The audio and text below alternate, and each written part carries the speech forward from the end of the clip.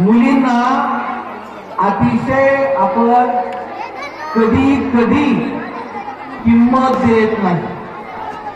मुलगी जन्मली तर खूप मोठं संकट आलं असं आपल्या जीवाला वाटतं.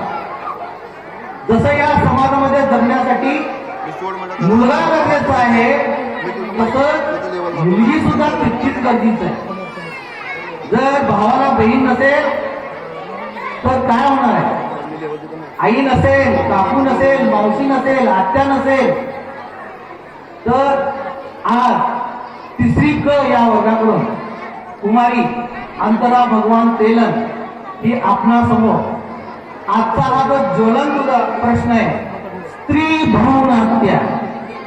स्त्री भ्रूण हत्या आज आपण समाजामध्ये पाहतो की मुलगी पोटात आहे हे समजलं की आपण लगेच डॉक्टरकडे जातो. ती आपल्या पोटात राहणार नाही याची काळजी घेतो. खरं तर परमेश्वरानं दिलेलं हे आपल्याला देणं आहे, पण हे देणं सुद्धा आपण नाकारतो आणि हे खूप मोठं पाप आपण करतो. तर कुमारी अंतरा भगवान तेलन आपल्या समोर स्त्री भ्रूण हत्यावर एक पात्री नाटक आपल्या समोर सादर करणार आहे.